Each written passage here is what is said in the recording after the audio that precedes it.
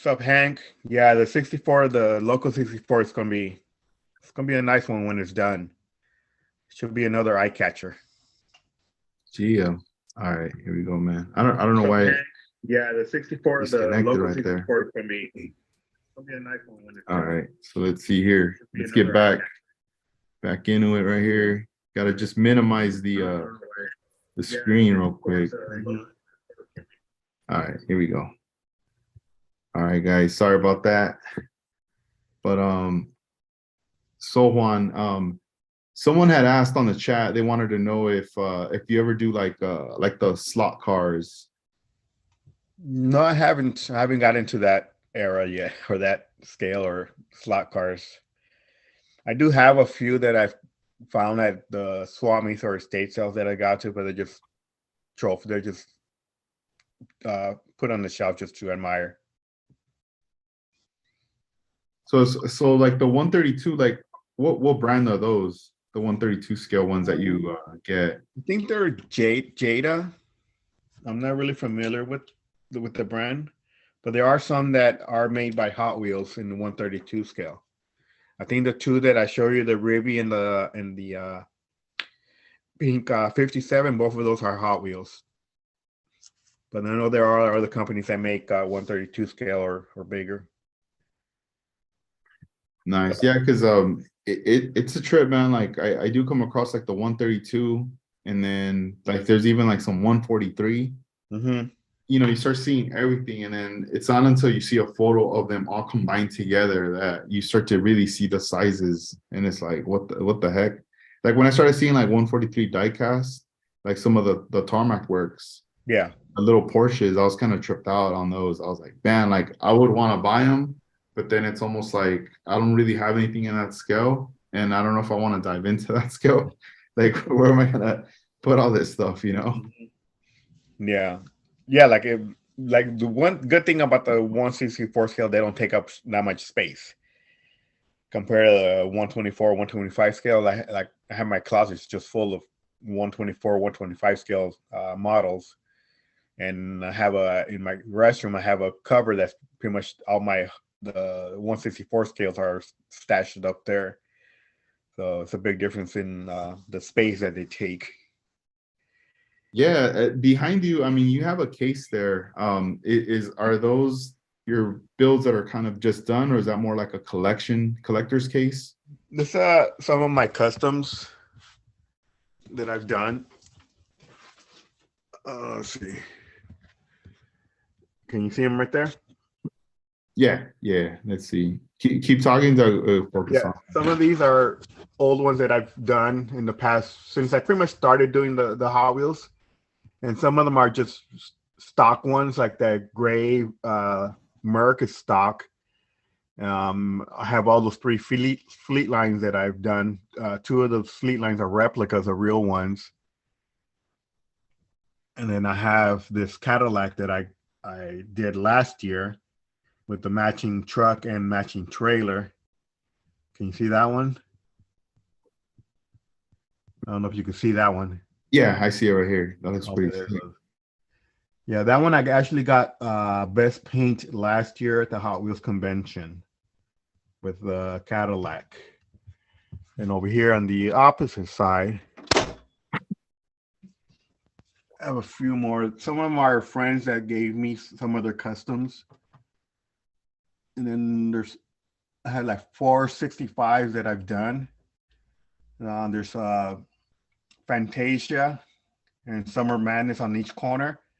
And the two in the middle are just something I just painted.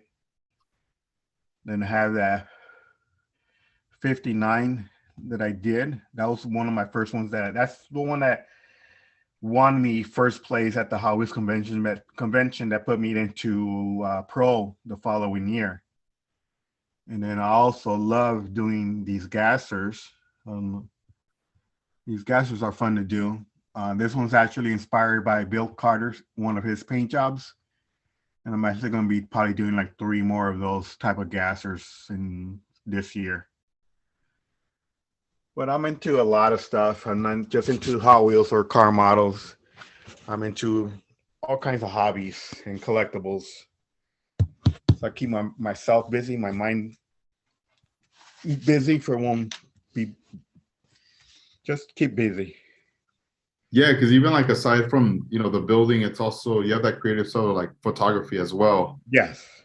That's also like a big one. I feel like it's like a big thing of what you do. Because I mean, when we met, you always had a camera. I always remembered you always having a camera with you, shooting film and just kind of documenting things. And then I remember like later in the years, you'd like bust out with like the actual photos and just give them to friends. Like, hey, here I took a picture of you like a year ago Yeah. or so.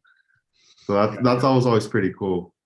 Yeah, I've always been into photography. I've started doing photography in the early 90s. And then I kind of stopped doing film once digital took over for a while. I pretty much just stopped shooting film. But in the past 6 years, I think I've got back into shooting film, and I prefer shooting film over digital.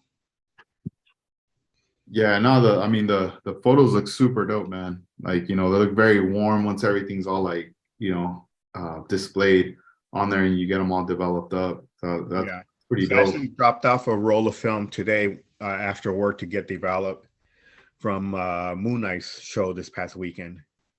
So hopefully I'll get Man, those tomorrow. I'll get the scans tomorrow, and the actual prints I'll probably get them maybe Monday. yeah, so that Moon Knight show, was that on Saturday or Sunday? It was Saturday. How was it? It was good. It was packed. A lot of people, a lot of cars, and I ran into a lot of friends that are also into photography, and just a lot of friends that live here in the valley were there. It's always a good show. What I enjoy the most is seeing the drag races they have there at the show. Those are always fun to see, and just to hear the actual motors of those cars is just amazing. No, yeah. Did you take any of your bills with you to like showcase to any of your friends? No, because I was gonna be busy taking pictures. I didn't want a chance of losing it or something. Because the pink lady, I carry that one in a small little case that I got from Armando, I believe, and it's so light that sometimes I think it's not even there because the case is so light. Sometimes I have to double check and open it and make sure it's still there. Yeah, I know, right? You all like, oh, what the hell, where they go? That's Hmm. crazy. And while we're on the topic of the Pink Lady, it's been featured in some magazines. Can you tell us about the features that it's been on or been Yes, in? it came out on the Hot Wheels newsletter.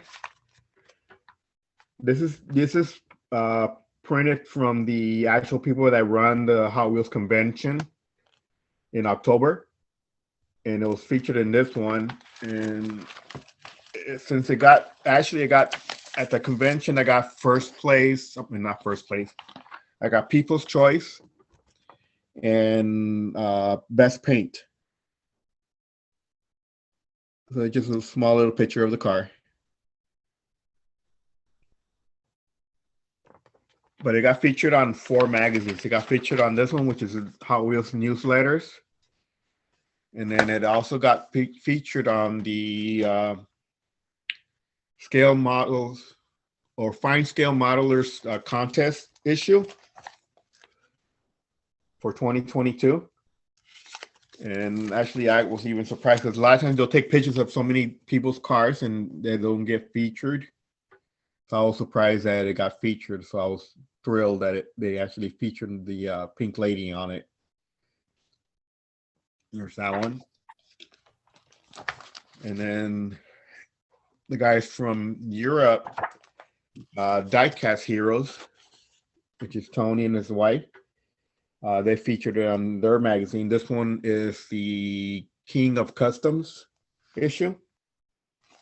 And this one they did a pretty good spread on the car. I don't know. They have pictures of the real car, and they have pictures of my car. And they put a few pictures of the actual build in the process.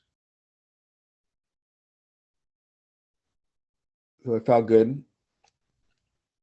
They got featured on that issue, and then they featured it also on their Diecast Heroes again on one of their issues, volume What volume is this one? I think it's 7, but I could be wrong. But on this one, they actually featured on the cover on the bottom corner. So that made it more special for me. And they actually sold a poster, so I ordered the poster as well. I just gotta get it framed. But on that one, they just did one page on it. And here's the article. Pretty much the same article from the other one, but they just one page. On the other one, they did 2-page spread on it. So that felt good. And like I said, you can see a picture of it right there in the corner.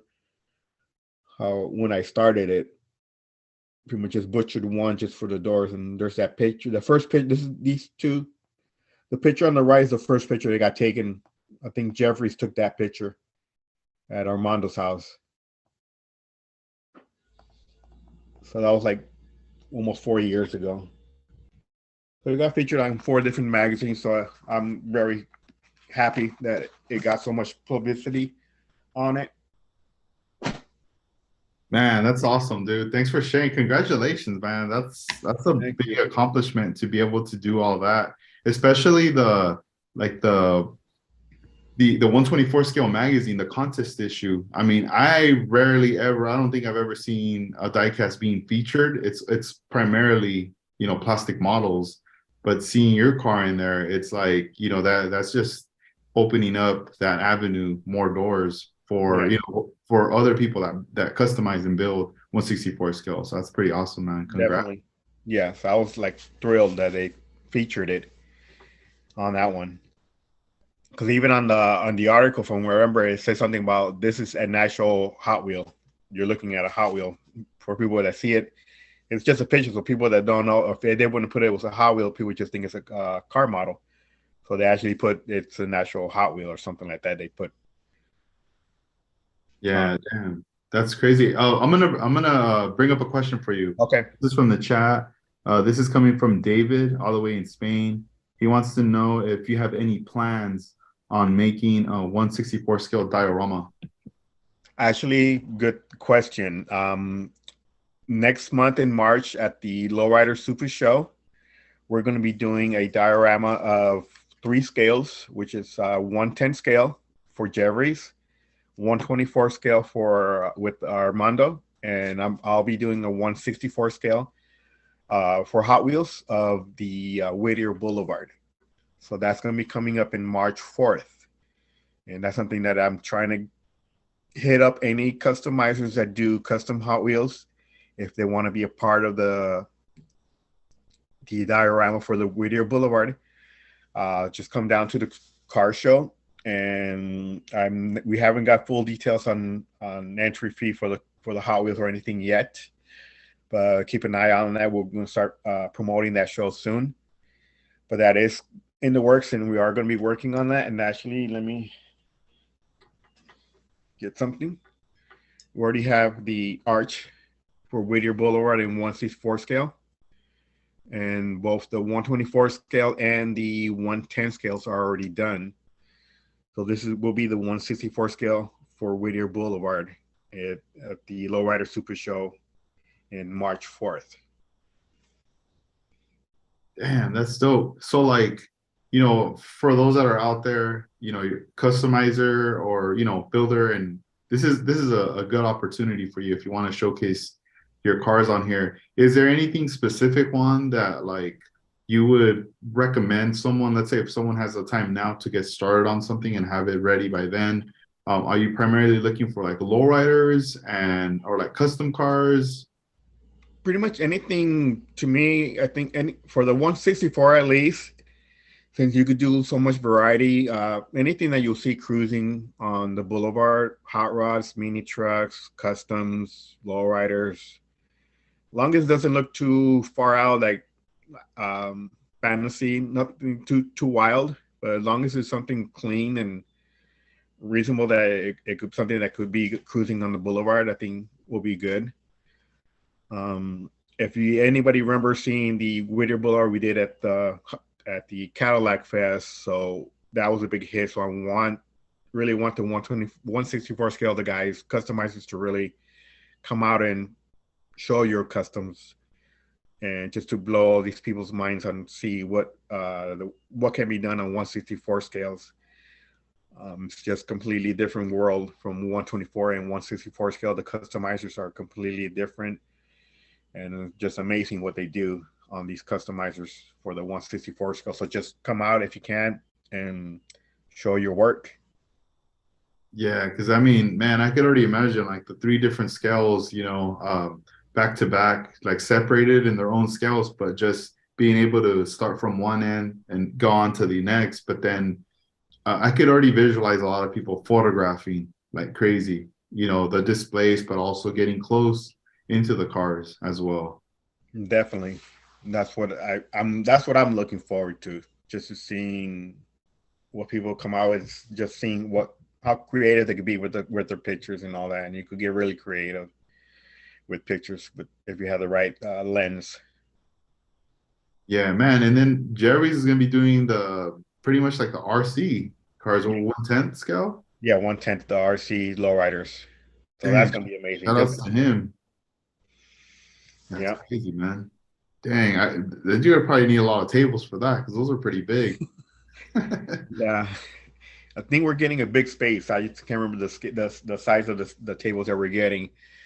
But this one right here that I'm gonna show you guys, this one was inspired by Double Trouble, the '57 convertible that CNL Chino and his crew painted, and the guy I think it's done three. It's gotten 3 years lowrider of the year, but this paint job was inspired by that car. And this one took me pretty much like a weekend to do. I was in that right state of mind that I finished the paint job on a weekend. And actually, this one I finished in Bakersfield. The guys had called me up and they wanted to get together to do a paint session. So yeah, I'll go. And I took this one. I pretty much finished the paint job over there. So that was amazing. I was in that right state of mind, and I like how it came out. A lot of people like this one as well when I showed it at the convention. Yeah, dude, that one's super dope, man. You were Mhm. having a good day that Yeah, day. that was a perfect day. No, that's super dope. Um, let me see here. I wanted to plug in before we forget Mhm. an upcoming model show. So this is going to be the Model Fest 2023. That's going to be taking place February 26, 2023 at the Seaside Park / Ventura County Fairgrounds. The address is 10 West Harbor Boulevard, Ventura, California, 93001.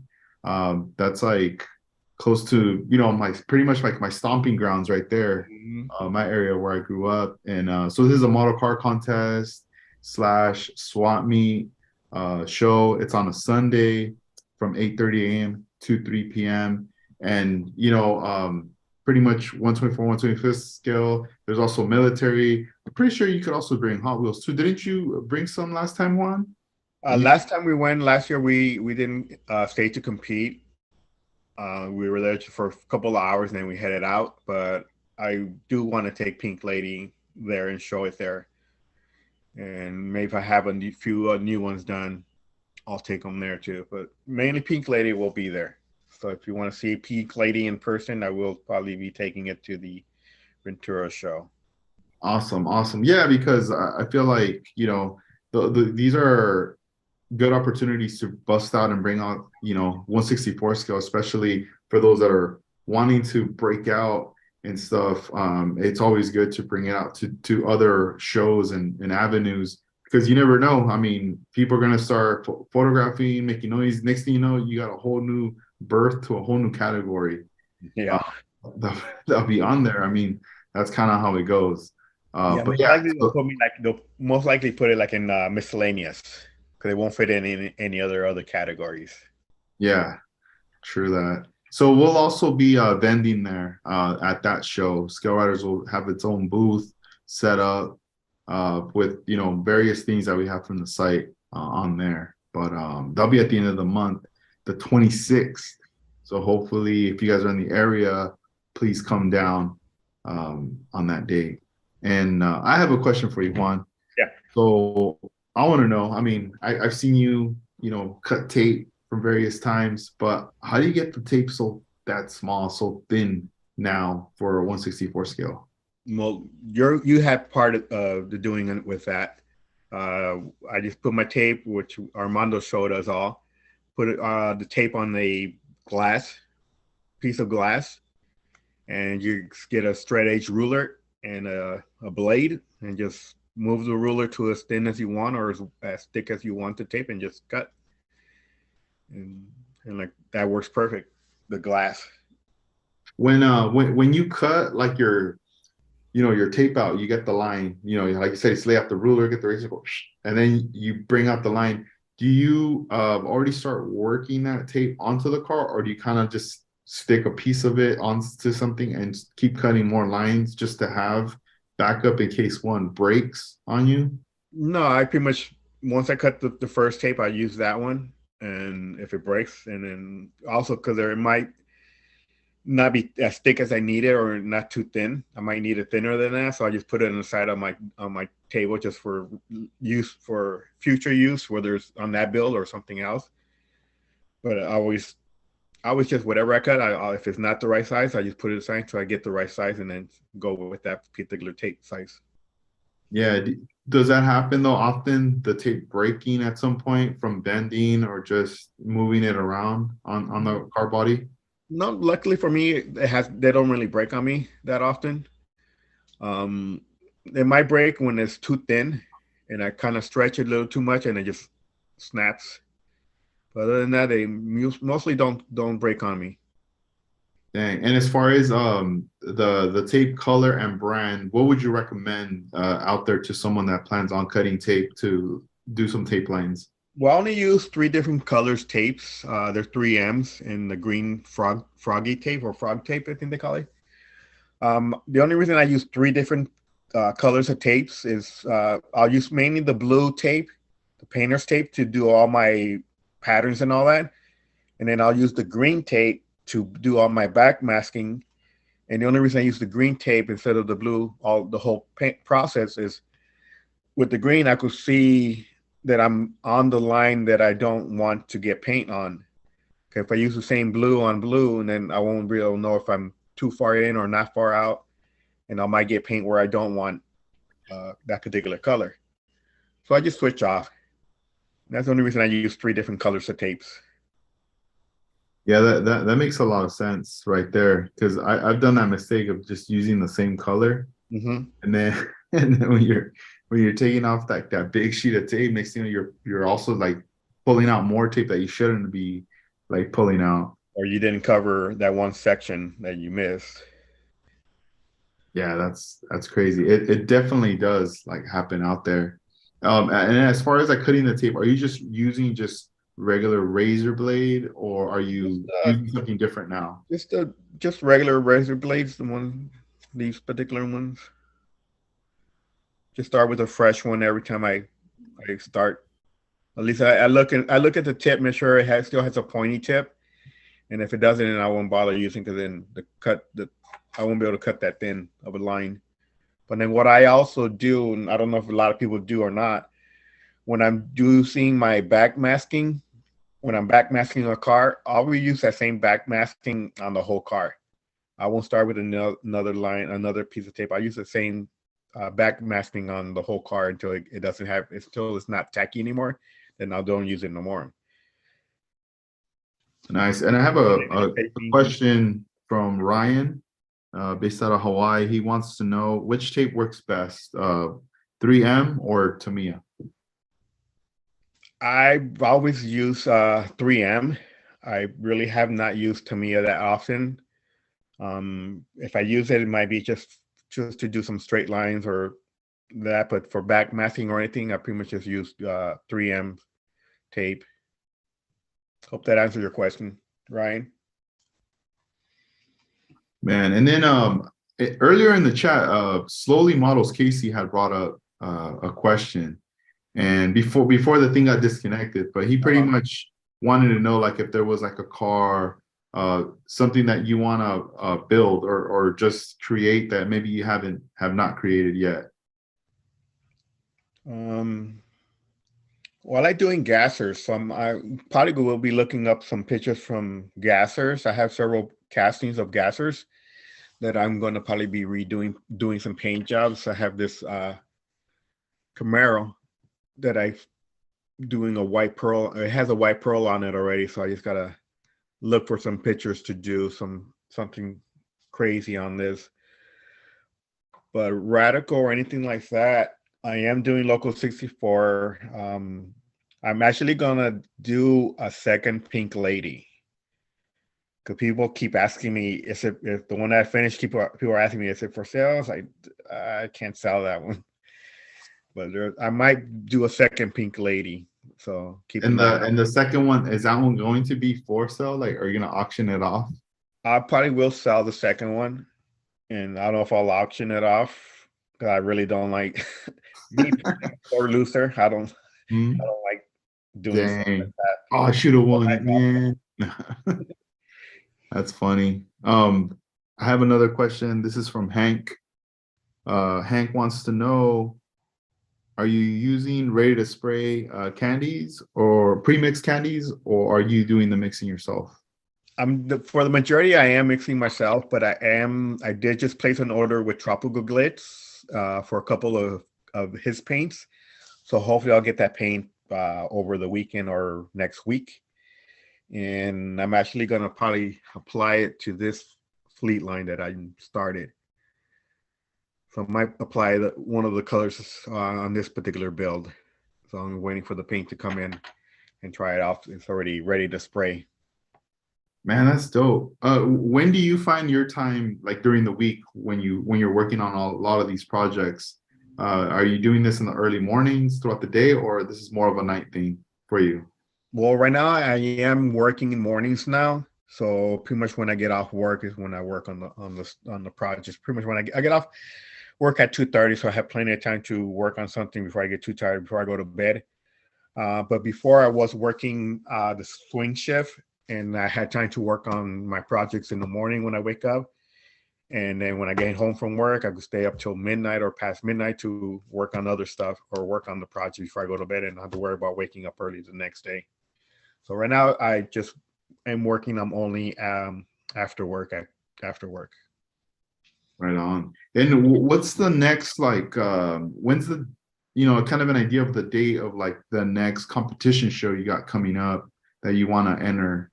Well, I did wanted to go to the Toy Con in Vegas, but that's going to land on the same weekend as the Lowrider Super Show.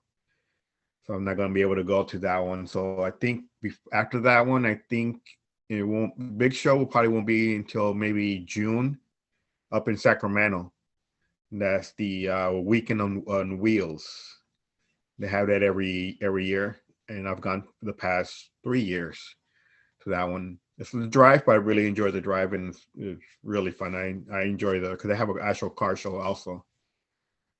Man, that's a trip. Does that one kind of remind you of like NNL since you're up north? Yeah, pretty much same feeling. Like they have vendors that sell Hot Wheels and all that. They have a real car show outside and the contest and all that. So it's pretty much the same feeling, same long drive. Man, that's a trip. What's like the most you've ever dropped at a show, like money, like purchasing like a car or a rare diecast? Well, actually, I I tell people I'm not a collector. I really don't want to collect Hot Wheels because then they'll get out of hand. I rather just do custom work.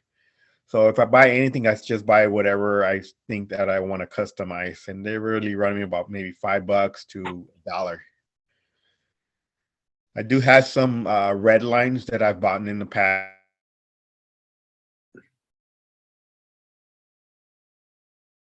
Oh dang. Let's see. I think the sound kind of cut out right there. I'm not sure. Let me see what's going on right here. Hey Juan, it kind of cut out. I can't hear you. Can you hear me?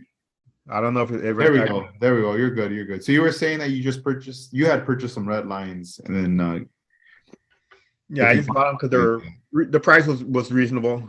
so I bought them. I know the red lines, they're expensive, and if I could get them at a decent price, I'll just collect just a few, not to get out of hand like all my car models. Yeah, I feel like last time we were like at NNL, you dropped some ends on like an OG Johan Oh yeah, kit. And there was this guy, he had like so many boxes and it was all just vintage, vintage, vintage. And you had seen something, I can't remember what it was, but you had asked him how much, and then he told you the price. I know for sure it was above 100. yeah. It was And this '68 Cadillac.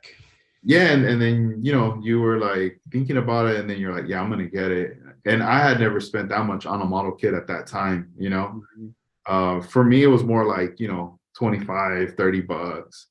But I was like, dang. But then after, you telling me what it was and that this was like a rare kit now, definitely I was like, oh shoot. And looking back, you definitely scored that one right there. Yeah, well, even that at that show, some guy had the Lowrider Revel Hot Wheels that he was selling for like I think like $7 each, and I didn't take that much cash. I didn't want to buy anything really, any car models. And if I would have known the guy was there with the diecast, I would have took more money. But I pretty much bought like I think like four of them from him for $7, $7 each, which was really good because those go for about 35 or more, depending on the car. Man, But let's see. I'm checking the chat right now. We got a couple more questions. okay, This one here, let's see. The one I see right now, right off the bat, is this is from D Block. Ty, he wants to know what's your recommended let's see, clear? I don't know if he's referring to a can or just airbrushing, but mhm. as far as like for you, like the clear, um, what do Well, you recommend? the clear I always, ever since you guys introduced me to it, which is House of Colors Show Clear. That one's like the best. That's the only thing I've been using lately for the past all my builds for the past year, and it's been good to me. Nice. And then this is another question. This is coming from Ryan. He wants to know, as far as an airbrush, what is the best detail stuff that makes it so small? Detail brush. What do you use, Juan? I use the Iwata Eclipse airbrush, that one Oh, that for was most dope. all my paint. But I do have one that I use just for flake only, which is the one you could get at Harbor Freight for like $10. I use that one just for flake, and then I have one separately that I use just for clear only. But my workhorse is the Iwata Eclipse one. Yeah, I still remember you had gotten a compressor. How long has it been now since you got that Iwata compressor? I want to say probably 2 years or 3 years. Man, dude, and then that one you has two outlets, right? For two hoses. Yes. You have two airbrushes connected. Mhm. Man, that's super cool right there. So you got like if you want to do a flake job, bust out, and then you pick up a totally different project and lay out some paint on there. Yeah, and it actually worked because when I went to Bakersfield, I had two lines. So I took both of my lines.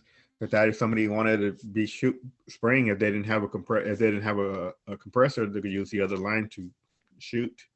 Right there. Have you started to get into like pinstriping to add any kind of pinstriping effects onto your 164 scale? No, I haven't. I would be interesting. I wouldn't mind learning or taking a class or something to learn how to do that. But I had taken a lowrider paint class with the lowrider masters, paint masters. Yeah, hell yeah. I saw some photos of that, dude. Tell Yeah, us about that. that was What made you want to take the plunge and take the class? well. I just since I've done some since we do the car models and Hot Wheels, I just want to learn different techniques and see what else I could learn that I could possibly bring into doing on the car models or on the Hot Wheels. And I enjoyed it. I've already taken two classes with them. One last in 2021, and then this past year in December, I took the second class, and it's with the CNL Chino from CNL Customs and Pete from Crazy's Customs. He's located in Palmdale, but the class was given in Sylmar. and I've enjoyed. I've learned some new techniques, and it's a great class. If you want to learn how to do lowrider style paint jobs or anything, I recommend take one of these classes. They do have it throughout the United States. Have it in Texas and Hawaii, and I forgot what other states. In Vegas also. I highly recommend taking the class if you want to learn how to do the lowrider style paint jobs, or just to get your hands dirty and get the feel for using the paint guns. It's a different feeling from shooting the airbrushes, and shooting the paint guns is a completely different feel for it. But I highly recommend the classes. Yeah, that's cool, man. I still remember going up north, taking the class with Luis, that Danny D class Yeah. with Armando Serrano, and that was a fun one, man. Because I mean, at that time, I had just that interest and the time to at home, so kind of do it yourself, like buy the paints and have the guns and the compressor and just kind of work on little projects here and there with the limited space. But then to be able to actually step into a real shop, and have bigger space, and then you have professionals that have been in the game for so long, and just sharing that information, and then finally like doing it hands on, and getting to just get that feel. It was totally a different experience, and it opens up your mind to a lot of stuff that you go, man, if you could do this in this one-to-one scale panel or a car, like imagine what I could do to a model car, or even like yourself, what you're doing with 1/64 scale. Yeah, it's funny, when I went to sign up the first time I took the class with Chino, I went to sign up and give my deposit, and when I went and paid off the balance on that for that class, I took a couple of my Hot Wheels that I'd done, and then his wife was there, and he was telling me, well, hey, look at the stuff he does, and he wants to take class. It was just like, yeah, I want to learn that what you guys do. I want to learn from the masters. Yeah, it's like you can't stop learning, like you gotta keep going, because even if you're like you have the experience, and you're in the field doing it, Yeah, take the class, you're gonna pick something up for sure. Because even in that class that we were in, there was other people who were already like painters, but they were still taking it. It was almost like they just wanted to add more info and experience onto their portfolio and like arsenal, and everybody's gonna share like some kind of like trick and tip on there, which makes it like very interesting. And it was funny because I still remember even like Danny D telling us about the Mexican ruler. He was like, how do you find the center line, on a hood, on a roof, on whatever, any odd shaped thing. How do you find the center line? And he had us thinking, I was like thinking like already like, oh, I'm gonna get, I'm gonna measuring tape and do all this stuff and that. And he just did it in seconds. He's like, nah, it's easy. He's just get a piece of tape it from one end, and then tape the other end, and then basically just peel it off, and then bend it halfway. And he's like, that's your halfway point, and you mark it with a pencil, and that's it. He's on any object. It doesn't just have to be very symmetrical, right? And everybody was just like, holy crap, you're like everybody was like, okay, that was like, why didn't I think of that? yeah. But we had no idea. And then I mean there was so many other little things that kind of kick in there, but I've always thought about that. And even at work, I'll be with my dad, and he'll be like, oh, we need to measure this, and we need to figure out where's the center line or whatever. And I'll be like, oh, easy. All I need is a piece of tape, and I'll lay out the tape, I'll bend the tape, I'll make sure the tape meets the other beginning, Yeah. and I'm like, there it is. And even with the model cars too, that was like another thing that kicked in with that. Hmm. So like those classes that you were taking, you said you took one part and the second part. Is there still more parts to it, or is this just kind of Well, like it? it was a 2-day class. The first day was just pretty much prepping the panels and getting them ready for paint. And the second day is when we spent all day painting, backmasking, and painting. But I just took another class just to take the second class. I just went. Well, I actually went to pick up some paint from Pete. It was giving me a name. He thought, "Oh, just hang out." I'm like, "Yeah, okay, I'll hang out." He said, "Oh, you want to do a panel?" Sure, I'll do a panel. I wasn't planning on doing a second plan or taking being there for the whole class, but I ended up staying there, which I enjoyed it. But definitely will sign up again next year also just to take it, see what different techniques they have, or see what kind of panel we do next year. Yeah, I like that little panel that you made for the Pink Lady. Oh, When you were sending me photos to use for yeah. the cover, I had never seen that little plate right there, and I was like, dude, that's like super dope. Can you show us that? Yeah, I actually did two. I did this one, which is just a plain white pearl with a dust of pink. You can't really see it. But then I did this one also, pretty much some of the patterns that are on the Pink Lady. I did them in the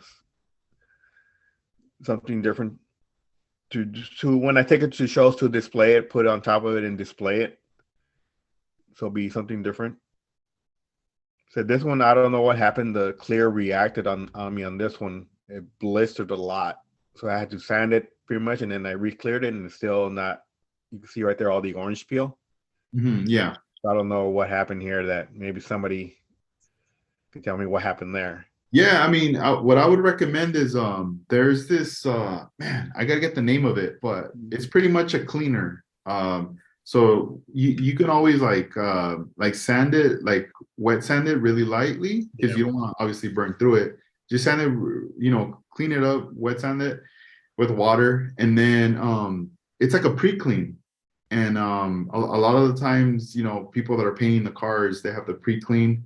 So Yeah. they'll wet sand the car, clean up all the particles, and then they spray a pre-clean. And then, the pre-clean pretty much just kind of dries on its own. And you could still wipe it though. And then after that, you start painting. But in that situation, if it's like reacting like that, you could just lightly wet sand it just to get, make it nice and dull, and then hit it with the pre-clean, wipe that off, and then just go back in there and then hit it with the clear again, just bury it with clear.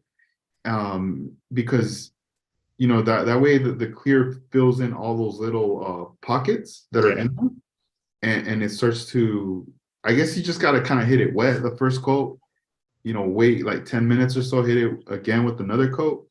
And what I would probably recommend is once you're finally done, obviously color sand it, get it smooth, but then I can help you even like polish it with the Dremel, with the polishing pads. I think even that hitting it with the Dremel will just help it like get it really nice and smooth on there. But yeah, man, the pre-clean, I was using that for a while back then on some of the models Yeah. where I was a little paranoid of like reaction and just like things going on. And I had a FBS tape makes like those pump bottles. Mhm. And they had one, I think Coast Airbrush sells it. I think they're anywhere from about like $40 to $50. And it's a chemical bottle. So you basically just fill it up with the pre-clean, and then it has a pump. So you just pump it a few times, and then you could spray it onto a rag, and then, or a cloth. And then from there, you can pretty much just, wipe that over your Hot Wheel car or your model car panel or anything, even anything bigger, a fender or whatever. Mhm. And then you're ready to go on there. Yeah, we did use that at the class after we painted it. We just wiped it all down, or the next day we wiped the panels down because they were sitting overnight at the shop, and I'm sure little dust particles probably landed all over it. But we did use that stuff. Yeah, that stuff's pretty cool. I mean, a while back, my friend had he works at a body shop, and he had sold me, like, I bought it from him, like this big. It was probably like about a gallon maybe or so, and I think at that time it was like $15, and it went a long way. I don't know how much they are now, Mm. but the pre-clean definitely come in handy right there. And let's see, we have another question in the chat that I could see right here. This is from EJ. He wants to know, do you intercoat with clear between paint layers slash colors, and if yes, any clear you prefer for inner coat. So I'm thinking the question, hopefully I have it right. So what I'm getting from is, you know, you lay your color, you clear, and then you lay another color and then you clear. Well, I pretty much mix my paints with the SG 100.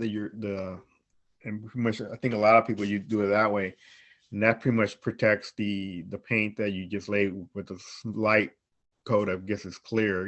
It protects the color, and that's pretty much what I use. Just the inner coat, the SG 100 from House of Colors is what I use, but I mix it with my paints. So it's already there, and I don't need to have a separate container with a inner coat. It's already mixing in with the paint. Yeah, I remember a while back watching like a video, House of Color video when with John Kosmosky, and he was talking about how you lay out your paints and then like you could spray just inner coat, right? Just pure inner coat on top of your graphics or whatever, and you could step away from it and then you could come back maybe tomorrow or so to like continue, right? But I know he's talking about more like the one-to-one scale, um, like projects. Yeah. So I remember one time I had some inner coat and I dumped it in the airbrush and I was like, oh, I don't think I'm gonna finish this model anytime soon. I'll come back a week later. So I hit it, dude, with inner coat. I freaking fogged the thing, dude. Like I just covered it up, bro, like nasty. And I was like, oh, I know I did something wrong, you know? I was very confused. But then, I went ahead and did it again. And then I just remember like, all right, from following, the steps and asking you guys questions, that's when I was just like, all right, whenever I mix like, my candies, especially, it's gonna have, I can't even remember the ratios. I have to go back, but it's gonna have the concentrate candy, the inner coat, and the reducer Yeah. right, mixed in. And then obviously, like the clears, it's also gonna have the reducer, the catalyst, and the clear. Um, but I remember like always looking at stuff over and over, but then it always got to me because the tech sheets would always say that it wasn't you couldn't use it on an airbrush, that it wasn't compatible. Mm. And I was like, really? And everybody was using it. I was like, man, they need to update that tech sheet, and take that off. Yeah. Yeah, 'cause that's all I use, and it's been working fine for me with the paint not peeling or anything like that. So that's pretty much how I use my inner coat. That's cool. When's the last time you went to Coast Airbrush? Probably about a year ago. One of my friends from Bakersfield was going down there. He hit me up if I wanted to go. Yeah, I'll go. So I met them over there, or they picked me up. I think they picked me up, and it's hard not walking out of there without spending over $200 or more. So I'm sure a lot of people experience that. They go to Coast Brush, it's like candy everywhere. It's like you want to buy everything. Nah, hell yeah, man. I mean, it's been a long time for me. I haven't gone. It's probably like a 45-minute drive for me now. I mean, before it was longer. And it's crazy because when it was further for me, I would bust that mission. I feel like I would go out there more when I lived really far away. But now that I'm closer, I don't even like I haven't gone. I think the last thing I purchased from them was like the green tape and a box of black gloves for painting. Mm-hmm. And I still have the box. Like I haven't even run out of it. But the green tape, man, that's some dope tape right there for 3M. Yeah. It's really sick. And I mean, they carry a lot of stuff. I wish I was able to visit Manny out in Florida, Tropical Glitz, and see his shop out there. I mean, have you seen how he's posted like that new place that they're in now? Yeah, it's amazing. Like I want to one day I'm gonna go out there to Florida and visit and see how Yeah, it is. because you gifted him one of your painted Hot Wheels. Yeah, I painted a dairy delivery, and that one it was a fun paint job. I did that paint job is like a '90s style paint job with double flames on it, and I did it in magenta, teal, and tangerine. I can't remember the other colors, but I put like checkers on it, and I went all out with that one. Man, that's nice. Yeah, that's pretty cool because that's definitely like a piece that they can present there and people could see. Like pretty much what you can do in any scale, not just the one-to-one Yeah. there. Yeah, and that one actually I took to Japan the last time we went, and I didn't know that they had a Hot Wheels contest at the Moon Nights out there in Japan, and I took that one and a couple of other ones on my Hot Wheels. So every time we go to Japan, I always like to take a certain one and just take pictures of them in different areas and all that. But once I saw that they had a contest, I went ahead and entered it in the contest, and I got first place with that one. And that's how I got the display case behind me. Yeah, I yeah, got yeah. That's tight. first place award, so that felt good. Man, dude, they probably got mad when they saw you. Like, what? Like, look at this fool putting his things here. Well, if we go next time we go to Japan, I will be taking Pink Lady to Japan. Oh, she should. Hey, when we were there that year in Japan, did they have the contest? I really didn't notice it if they did, because I don't remember. I would have. I didn't notice I that wasn't either. really into the Hot Wheels scene that hard as I am now. But I Mhm. don't remember seeing it, noticing it last year. I'll be the first year that we went. But I did notice it this the last one we went. That's why I said I'm gonna take a couple of my new ones, and they're smaller. I don't think I carry them on in my pocket. Yeah, I mean, there's some like modelers and like just people on Japan that I follow on through Twitter. Yeah, And you were telling and I me. just recently saw I want to say I think he's like an artist for Hero, and he was showcasing some photos. I don't know. I think they had a meet or some event because Mhm. there's been a lot of 164 scale photos being posted and reposted by him, and Yeah, it's mostly a lot of like the lowrider stuff and like custom painting and whatnot. So I'm assuming, man, like the stuff's blowing up over there as well. yeah. There's a guy out there.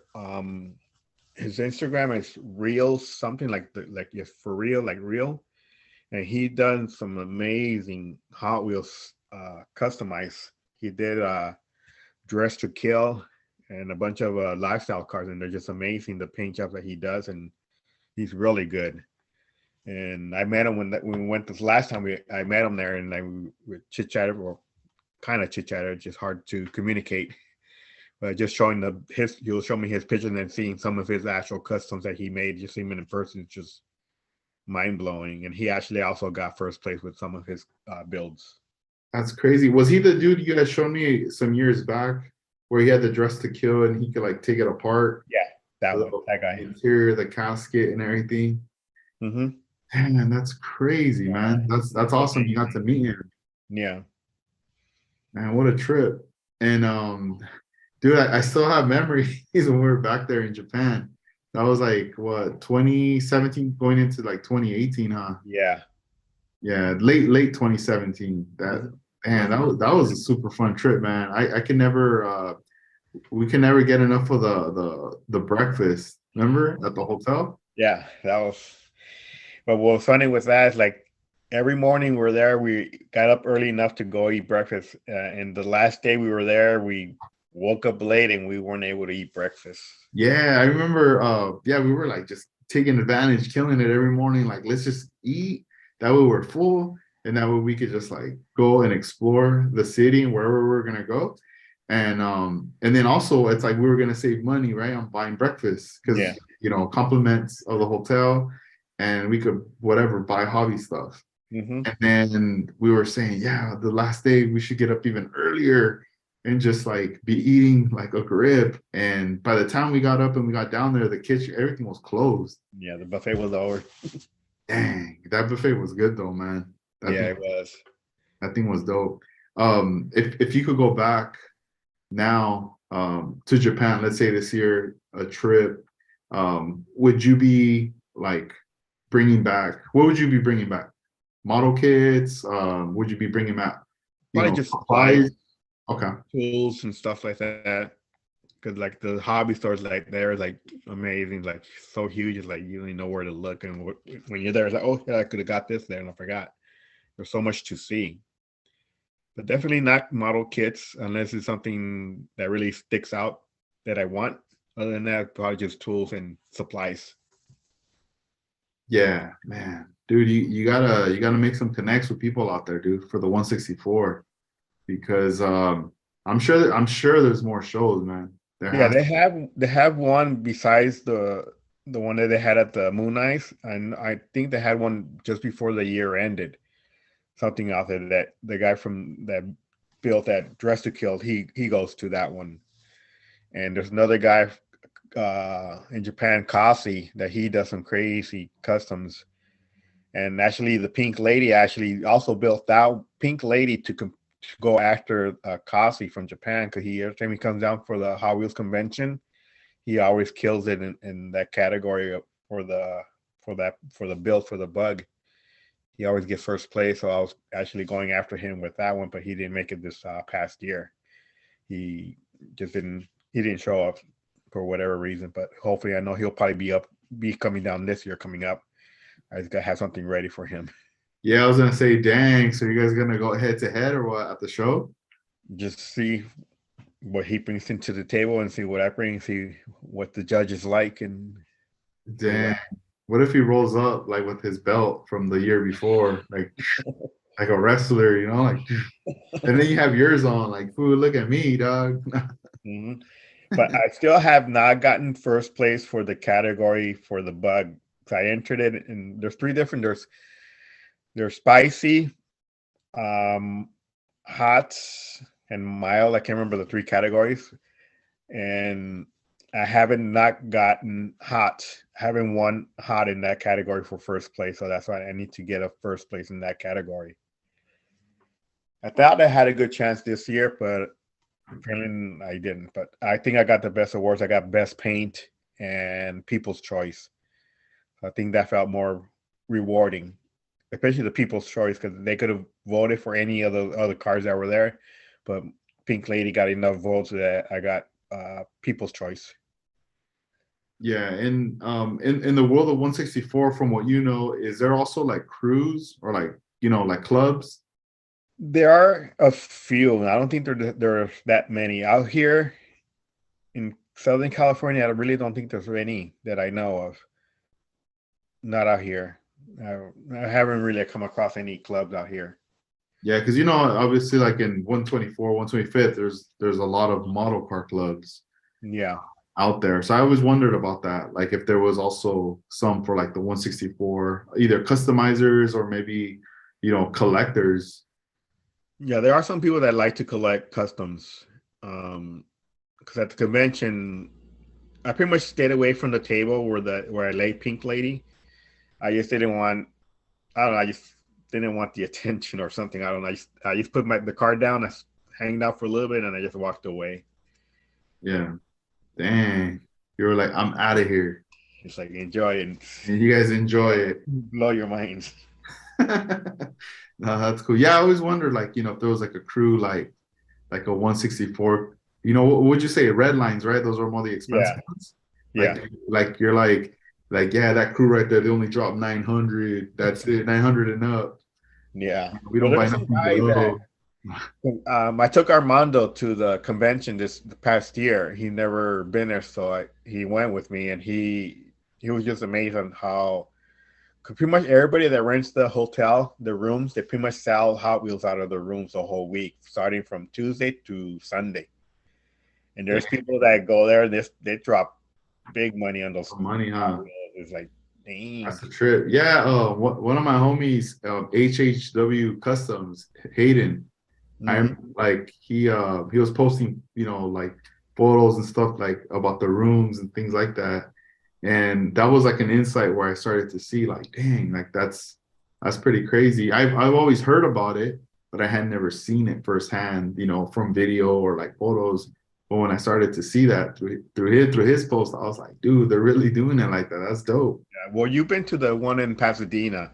Imagine 4 floors of nothing but Hot Wheels, and every single door, every single room is there. They have their whole room just nothing but Hot Wheels on the Damn, bed and on the dresser, everywhere.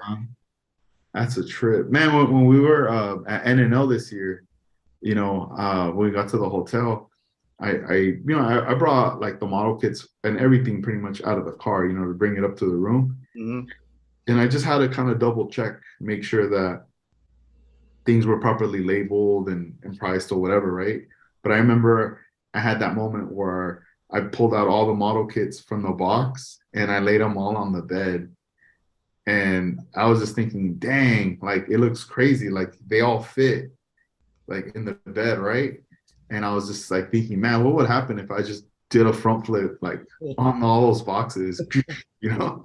But then it also reminded me of the Hot Wheels, like how you were saying, like people vending. Yeah. And I was telling my friend Dan, imagine if right now we just open the door and we put a sign up, like come through, you could just shop right here.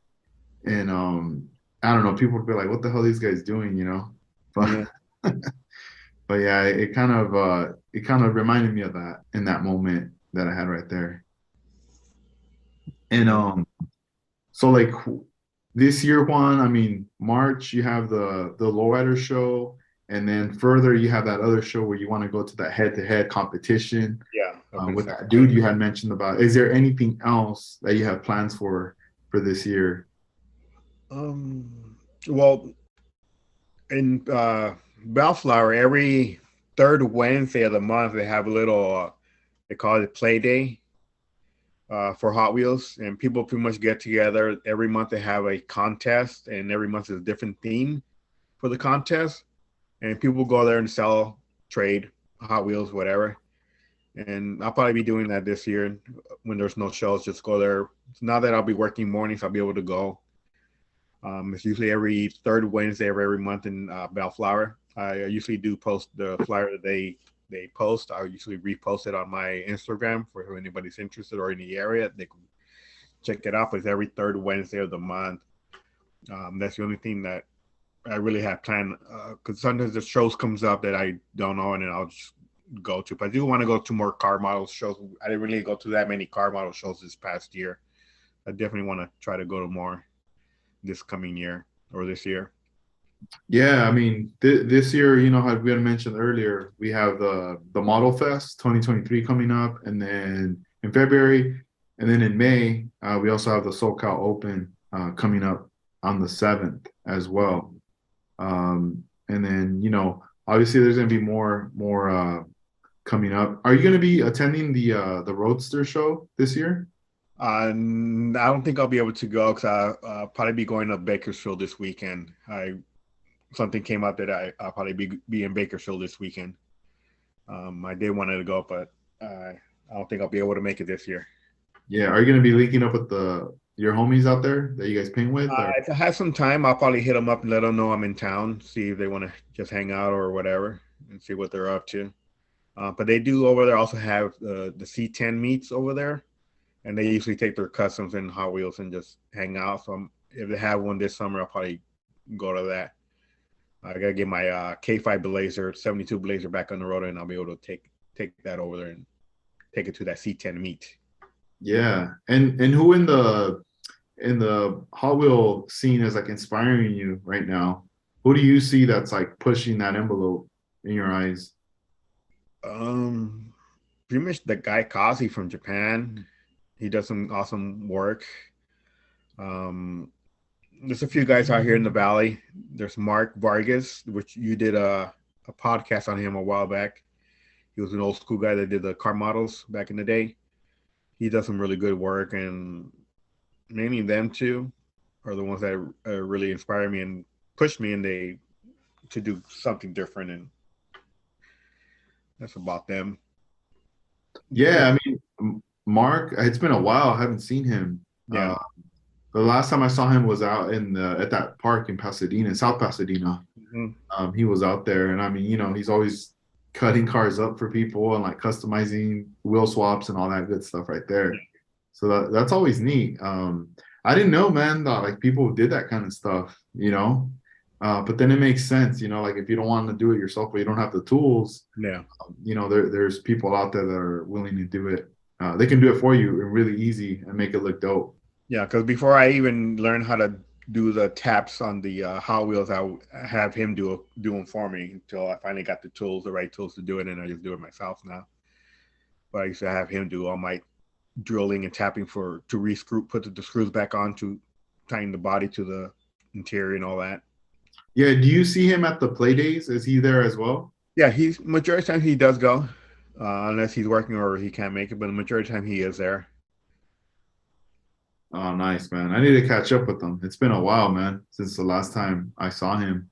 Yeah, I think last weekend they had that thing in the Pasadena. I think it was last weekend. But they are having a show in Riverside. Hot Wheels, kind of the same thing as the Pasadena thing, but in Riverside. And I might go if nothing's going on that weekend. I might just take a drive out there. It's on a Sunday. I think it's the 12th of February. I'm not sure. I gotta look at the date. I might go over there. Sunday I could go over there just to hang out and talk to people, see my friends and all that. If I see a good deal, I buy something. If not, Yeah, that's dope. Because you at that point you start to kind of see, right? Like a lot of your homies that you see at all these shows yeah. there. Oh man, that's dope, man. And Oh then yeah. at the same time, you get to showcase some of your stuff. Mm-hmm. I Yeah. still remember that the 59 you had. It was is it the South Side, the Yeah. inspired? Let me grab that one real quick. Yeah, go for it, dude. I mean, that's a classic one right there. This was actually one of the first ones I did, like a custom paint job. And actually, this was the first one I entered into the Hot Wheels convention that got me first place for amateur. And it actually, that's what put me into going into the pro section for the following year. This is pretty much like I said, one of my compared to this paint job to the Rivi I showed you guys in the beginning. This is like what pushed me to the level that I really need to concentrate and do better paint jobs. Everybody liked the paint job when I did this one at the convention, and I got first place with that one. That one was fun to do. I actually had to retouch the roof. There was a piece on the roof that had chipped on me, so I had to go back and touch it up. And luckily, I was able to save it. That's nice. And as far as like from your experience spraying candies, what's your recommendation as far as like spraying layers? Do you recommend like less layers so you get more of some really nice like soft tone colors? It depends on what you're looking to do. I like to do fades and all that, but also especially if you're doing both sides, like patterns on both sides, just keep counts of the layers that you're spraying. Because if you lose track of the layers you're putting, one side's gonna be darker than the other side if you don't really pay attention until you shoot the clear, and then you'll see, oh, that side's a little bit darker than the other side. So I just recommend just count the layers that you do, or George, if you have the vision of when you spraying the car, you could see that it's in the same tone the whole car or not. Just count the layers that you're doing on the candies. Yeah, that makes total sense, man. I learned the hard way with that. I remember spraying and have the object, I'm going one side, back, forth, back, and then I flip it around and then I'm doing the same thing, but I'm going a little bit more. Mm-hmm. And then I'm trying to think like, wait a minute, how many sprays did I do on one side compared to the other? And yeah, one side was totally darker than the other, and there was just no going back. Once it's set, and that's kind of it, and it's very hard to get it to match. Yeah, that's one thing I learned at the classes I was taking with Chino and Pete is control of the gun. You got to have control of the gun to be able to lay it smooth. Because there were some people that were spraying way too much paint on the panels, and you could just see it's just like way too much paint. And once you spray too much paint, you can't fix it at all.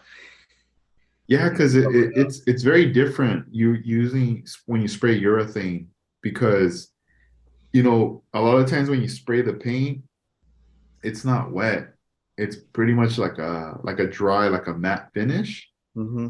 And compared to using other kind of paints where you have like a rattle can or whatever, and when you spray it, it's like wet, right? Yeah. So you kind of have an idea of like, oh, all right, how far, how much to go.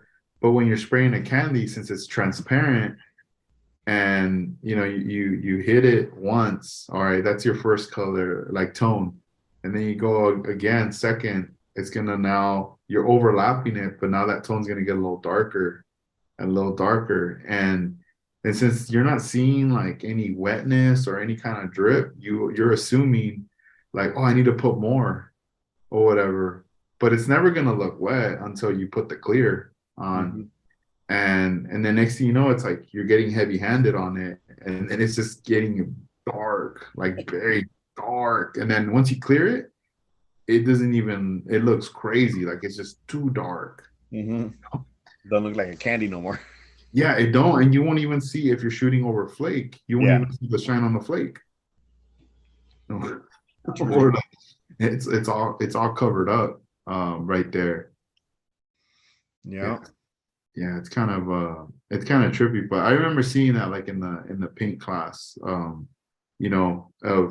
some people being a little heavy-handed with the gun, and then I remember when it was my turn, just being a little like precautious and like paranoid and like counting the strokes, because I wanted to take home a panel that I was going to be happy with, like just to kind of put up from the Hmm. class. And I was thinking, dang, I better not go too dark on one side than the other, you know. Uh, Yeah. but, but it's interesting though, man. It's like a never-ending learning thing. Yeah, like they say, you learn something new every day. Yeah, and then if you mess up, it's all good. I mean, you learn from those mess ups. It's like you have to mess up at some point in order Yeah, to like learn. I messed up a lot on my paint jobs since I had to start over or put a panel just to cover up the mistake I did or whatever. Yeah, hey, someone in the chat has a question, Juan. Before Mhm. we wrap up this episode, he wants to know what's the name of that show out in Riverside? Um, I can't remember at the moment, but I do have the flyer saved on my Instagram. I'll repost it so they can see which one it is. But it is coming up on, I believe it's on the 12th of February. I remember seeing the date. That one they have, I think they have it only like 2 or 3 times a year. They don't have that often compared to the play dates. They have that once a month. Nice, nice. But I'll look up the flyer and I'll repost it on my Instagram for anybody that's interested or wants to know what's the name of it or location. They can look it up. Awesome. Yeah, and if you guys are curious about his Instagram, it's at ChevyMan1968. Make sure you look him up on there. Hey Juan, is there any shout outs you want to give out before we wrap this episode up? Yeah, especially mainly to you for having me on your podcast again. Really appreciate it and thank you for that. And everybody that stayed up late or whatever time zone you're in that stayed up to listen to it. And thanks for all the questions that we're able to answer. I also want to give out shout out to Diecast Heroes, to Tony and his wife, also to Tropical Glitz for to Manny for the awesome product that he has, the paints and clears and flakes, and also for RPX. He's in Texas. He actually does some awesome wheels for the Hot Wheels. So if you're into customizing Hot Wheels, if you want some nice wheels, whether it's for mini trucks or dunk cars or lowriders, look him up. It's RPX on Instagram. And then to also shout out to CNC Customs Chino and his wife, and also Crazy's Customs Pete for the amazing classes and everything that you guys done for the lowrider scene. Awesome, man. That's cool, man. Yeah, thank you, Juan, for being on the here on the podcast episode as well. And yeah, the wheels from that you just mentioned, the RPX guy out in Texas, dude, they're dope. I do have a pair. My homie Dennis Matthews had hooked me up with a pair of his wire wheels, and dude, they look dope. Just for the scale, man, I'm blown away. Yeah, because he makes uh, Dayton style, Dunk style, Supremes, Kragers.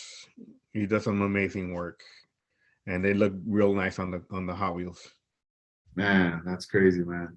Yeah, and it's been exciting, man, just seeing your journey, seeing from what I remember from back then, jumping into the 164 scale from like even from that Southside 59 Impala all the way up to where you're at right now, the skill level that you've done, and just keep pushing it. And we're all here to witness your journey, pretty much, as to what lengths you want to push. Your artistry, pretty much. Appreciate it. Yeah, Thank you. man. And we'll stay tuned. We'll keep in touch, and I hope to see you at the next upcoming show. Hopefully Model Fest. I'll get Yeah, to see sure. you. I'll definitely be going to that one. Awesome, man. Awesome. Sounds good, man. Well, Okay. thank you, Juan. Thank I you. hope you have a good night, man. And You too. we'll stay in touch, man. Okay. Thank you. All right. Peace out. You too. Bye. All right. Later. Later. Shout out to everybody too that tuned in.